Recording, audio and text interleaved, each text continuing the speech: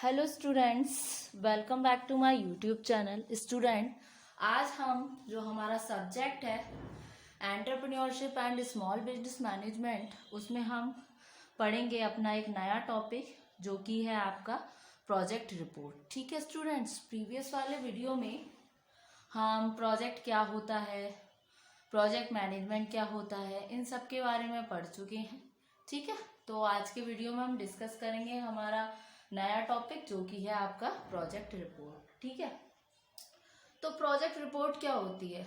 जब भी हम कोई प्रोडक्ट मैन्युफैक्चर कर रहे होते हैं या कोई भी जब हम स्मॉल स्केल ऑर्गेनाइजेशन को सेटअप करते हैं तो उससे पहले हम सेलेक्ट करते हैं कि हमें कौन सा प्रोडक्ट चाहिए, क्या हमारी साइट की लोकेशन होगी, किस टाइप की हमारी ऑर्गेनाइजेशन होगी।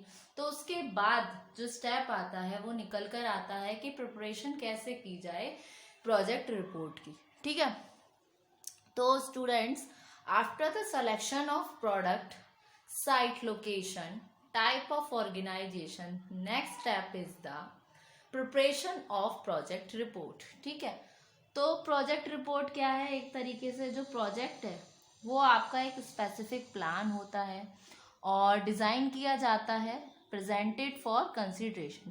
प्रोजेक्ट क्या है? एक प्रपोजल है किसी इन्वेस्टमेंट के रिगार्डिंग, जो क्रिएट करता है और डेवलप करता है सर्टेन फैसिलिटीज़ को in order to increase the production of goods and services. ठीक है, प्रोजेक्ट रिपोर्ट क्या है? एक तरीके से प्रेजेंटेशन है इन तरीके की चीज़ों की। ठीक है, ये एक काइंड ऑफ बिग रोड है, एक तरीके से बड़ा रोड मैप है। जिस जिस डेस्टिनेशन पे हमें पहुंचना है वो सारी डिटरमाइन की जाती है एंटरप्रेन्योर के द्वारा। यानी कि प्रोजेक्ट रिपोर्ट क्या एक तरीके से इसका रिक्वायरमेंट होता है एस्टेब्लिशमेंट के लिए, जो भी आपकी स्मॉल स्केल एंटरप्राइजेस होती हैं, एक क्लियर अंडरस्टैंडिंग करने के लिए कि कितना नंबर ऑफ ईयर्स रिक्वायर की ज़रूरत है फॉर फीटिंग द एंडोमेंट। ठीक है, तो ये सारा हुआ आपका प्रोजेक्ट रिपोर्ट। ठीक है, तो कोई भी एंटरप्रेन्योर जो स्टार्ट करता है वेंचर्स को बिना किसी प्रिपरेशन के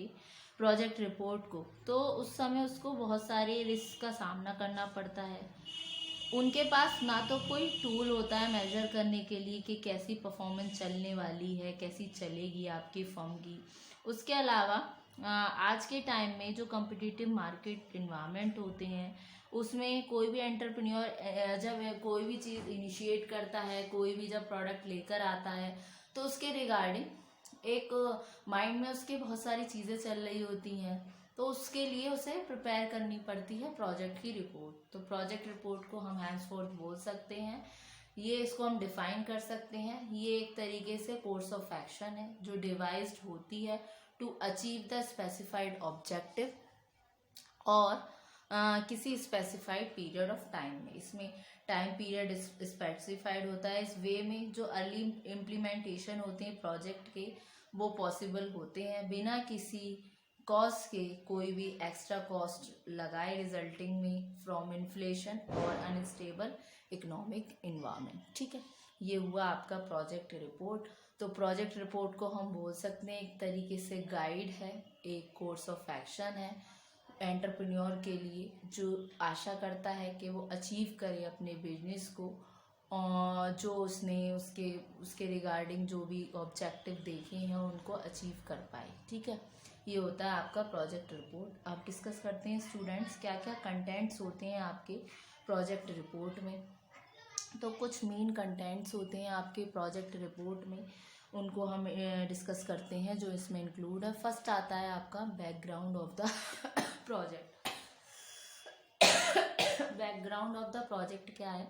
कोई भी बैकग्राउंड इन्वॉल्व करता है एक शॉर्ट रिव्यू और ये डिस्क्रिप्शन होता है about the layout of project report. इसके अलावा नेक्स्ट आता है आपका terms of reference. Terms of reference में क्या है? ये मेनली कंसिस्ट होता है आपके explanation say about the reasons जो भी बिहाइंड होंगे इसके, selection of a certain type for analysis along with the reference back to primary objectives। ठीक है, तो ये terms of reference हुआ। उसके अलावा स्टूडेंट्स आपका आया एग्जिस्टिंग सिस्टम क्या होता है, ये मेनली थ्रो करता है लाइट इस डिस्क्रिप्शन पे सिस्टम का, जो प्रेजेंट करता है, ऑपरेट करता है किसी भी बिजनेस यूनिट में। इसको यूज़ करके सुटेबल मेथड को, जैसे कि आपका डेटा फ्लो हो गया, डायग्राम्स हो गए, फ्लो चार्ट हो गए, इन सारे सिस्टम से हम रिप्रेजेंट कर सकते हैं। ये इन्वेस्टिगेटेड किए जा सकते हैं with the help of fact finding methods, ठीक है। और कंपैरिजन में डिटेल्ड एनालिसिस के जो डिस्क्रिप्शन होता है सिस्टम का, वो क्या होगा, वो आपका शॉर्ट होगा। उसके अलावा जो टेक्निकल रिक्वायरमेंट्स होंगी वो बहुत ही ज़्यादा, उनको क्या दी गई है, बहुत ही ज़्यादा सिग्निफिकेंस दी गई है, इम्पॉर्टेंट। और ये पर्टिकुलर हर्डल्स हैं और जो प्रॉब्लम्स हैं वो सारे क्या हैं, आउटलाइन किए जाते हैं। और उसमें जो उतने भी इम्प्लीकेशंस होते हैं रिगार्डिंग जिन इन हर्डल्स के और इन प्रॉब्लम्स के, वो सारे डिस्कस किए जाते हैं, ठीक है। ये हुआ आपका पॉइंट, थर्ड पॉइंट, जो कि था आपका एग्जिस्टिंग सिस्टम। उसके अलावा फोर्थ पॉइंट आता है आपका सिस्टम रिक्वायरमेंट्स। सिस्टम रिक्वायरमेंट्स क्या होता है? सिस्टम रिक्वायरमेंट्स यूजुअली डिराइव्ड होता है, इवेल्युएटेड होता है एग्जिस्टिंग सिस्टम से, जो डिस्कस किया जाता है ऑपरेटर्स के साथ, और जिसमें सिस्टम यूज़र्स जो होते हैं वो रिकॉग्नाइज्ड होते हैं, रिक्वायरमेंट जो होती हैं वो उनकी फुलफिल नहीं हो पाती हैं। और इसमें इंक्लूड होता है क्रिटिकल परफॉर्मेंस फैक्टर्स। एग्जाम्पल के लिए जैसे रिक्वायरमेंट हो गई आपकी प्रोड्यूस करने की 5000 इनवॉइस पर डे, और simultaneously process every transaction in less than 5 second, ठीक है। फिर आता है आपका next propose system. Propose system कितना है, अलॉन्ग विथ किसी रफ डेफिनेशन से इनपुट्स के और आउटपुट्स के एक लॉजिकल सिस्टम डिज़ाइन आउटलाइन की जा सकती है। ये डिज़ाइन जो है ये एक्सप्लेन्ड होगा जो भी कंटेंट में होगा उससे ज़्यादा, rather then in display and layout. Explanation में जो एडवांटेजेस होती है प्रपोज सिस्टम की, वो क्या कहते हैं, वो एक्सप्लेन्ड होती है कंपैरिजन में ओल्ड सिस्टम की, जो कि अलॉन्ग विद होती है आपके इम्पैक्ट से ओवर अदर सिस्टम करंटली जो यूज्ड होती है आपकी ऑर्गेनाइजेशन में, ठीक है। तो यहाँ पर कुछ सर्टेन रिस्ट्रिक्शंस होती हैं जो इम्पोज की जाती हैं किसी न्यू सिस्टम्स के द्वारा, जो क्लियरली डिफाइंड होती हैं और ओपनली डिस्कस की जाती हैं। तो इस सेक्शन में जो रिक्वायरमेंट्स होती है वेरियस इक्विपमेंट की और सॉफ्टवेयर की, वो सारी मेंशन्ड होती हैं आपकी प्रपोज सिस्टम में। जो स्कोप होता है इस तरीके के रिक्वायरमेंट्स का, वो डिपेंड करता है आपके एग्जिस्टिंग रिसोर्सेज पर एंटरप्राइजेस के। यहाँ पर क्या रिक्वायरमेंट्स हो गई, एडिशनल टर्मिनल्स की, मोर सेकेंडरी स्टोरेज, ठीक है। ये हुआ आपका प्रपोज सिस्टम। फिर डिस्कस करते हैं स्टूडेंट्स नेक्स्ट हेड, जो कि है आपका फाइनेंशियल एस्पेक्ट्स। प्रोडक्शन कॉस्ट हो गई, प्रॉफिटेबिलिटी हो गई, उसके अलावा कैश फ्लो स्टेटमेंट जो इंक्लूडेड होते हैं आपके फाइनेंशियल एस्पेक्ट्स में, फाइनेंशियल रूप में प्रोजेक्ट रिपोर्ट के। प्रोडक्शन कॉस्ट जो है वो रिफ्लेक्ट करनी चाहिए जो आपके प्रोजेक्ट हैं, वाइड पैटर्न से हैं, जो मिनिमम हो गए आपके 5 इयर्स के, जैसे आपके BEP हो गए, प्रोडक्शन कॉस्ट, इस तरीके से। तो कुछ इन्फॉर्मेशन जो रिलेटेड होती है ट्रेंड से, डायनेमिक प्राइस से, रॉ मटेरियल के और फिनिश गुड्स से, इस सब का आपका एक प्रिस्क्राइब फॉर्मेट यूज़ किया जाता है डिफाइन करने में प्रॉफिटेबिलिटी ऑफ द फर्म। तो इसीलिए कंटेंट्स ऑफ प्रोजेक्ट रिपोर्ट में एक ये भी निकल कर आता है आपका फाइनेंशियल एस्पेक्ट। ये फाइनेंशियल एस्पेक्ट का मतलब जो चीज़ें होती हैं रिलेटेड टू मॉनेटरी टर्म्स, वो रिलेटेड होती हैं इसमें, और उसका रूप हमें पता चलता है। उसके अलावा नेक्स्ट आता है आपका ऑल्टरनेटिव कंसीडर।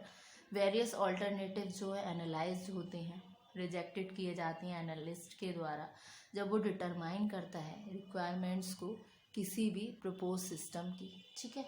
उसके अलावा ये कंसीडरेशन जो है वो एनालाइज होनी चाहिए mainly because of two reasons के हिसाब से। एक तो इस बेसिस से क्या है, बहुत सारा हमारा लॉट ऑफ टाइम सेव होता है, अवॉइड करके बहुत सारे जो डिस्कशन के पॉइंट्स हैं, डिस्कशन के पॉइंट्स में क्या है, जो रफ चीज़ें होती हैं उनको एलिमिनेट कर दिया जाता है। तो इस बिहाफ पे क्या है, हमारा बहुत सारा टाइम मतलब बच रहा है, सेव हो रहा है। तो a lot of time can be saved by avoiding various discussion points. उसके अलावा जो आपके वेरियस डिस्कशन पॉइंट हो गए। फिर उसके अलावा जो आपका नेक्स्ट आता है वो आता है कि जो वेरियस रीजंस होते हैं रिजेक्शन के, वो चेक किए जाते हैं जो भी स्पॉन्सर होता है स्टडी का उसके द्वारा। जैसे कि कोई सर्टेन अल्टरनेटिव है वो रिजेक्टेड हो रहा है किसी एनालिस्ट के द्वारा, कुछ डेटा जो प्राइमरी एनालिसिस हो गए, ये सारा होगा ग्रेट कॉस्ट जो एसोसिएटेड होंगे, ठीक है, उसके द्वारा। तो एक्सपेक्टेशन जो होगी स्पॉन्सर की अबाउट द प्रोजेक्ट एम्बिशन, वो चेंज होगी इंफॉर्मेशन के द्वारा जो कंटेंट होती है आपकी रिपोर्ट में, और ये वेरियस रिजेक्टेड ऑल्टरनेटिव्स यूटिलाइज किए जाते हैं दोबारा से, ठीक है। ये तो स्टूडेंट्स हुए कुछ कंटेंट्स अबाउट प्रोजेक्ट रिपोर्ट। तो स्टूडेंट्स आज के टॉपिक में हमने पढ़ा, आज के वीडियो में हमने पढ़ा प्रोजेक्ट रिपोर्ट क्या होती है। उसके अलावा हमने डिस्कस किया कौन कौन से कंटेंट्स होते हैं रिगार्डिंग प्रोजेक्ट रिपोर्ट, तो इनको हमने डिस्कस किया। तो स्टूडेंट जो हमारा अपकमिंग वीडियो आएगा उसमें भी अभी हम और डिस्कस करेंगे अपने इसी टॉपिक को, प्रोजेक्ट रिपोर्ट को। अगले वीडियो में हम डिस्कस करेंगे कैसे रिपोर्ट का प्रिपरेशन किया जाता है, उसके बारे में डिस्कस करेंगे। तो होप सो स्टूडेंट्स आपको ये आज का लेक्चर समझ आया होगा और ये टॉपिक समझ आया होगा। तो स्टूडेंट्स नेक्स्ट वाली वीडियो में हम डिस्कस करेंगे इसके आगे के और पॉइंट्स पे हम कमेंट करेंगे। तो अभी के लिए आज के वीडियो में आपका ये कंटेंट हुआ प्रोजेक्ट रिपोर्ट का, उसके अलावा जो भी एंटायर कंसेप्ट है regarding project report, hope so आपको समझ आया होगा। तो students thank you very much. Next video में हम इससे आगे के अपकमिंग हेड्स पर डिस्कस करेंगे, ठीक है। Okay, thank you very much.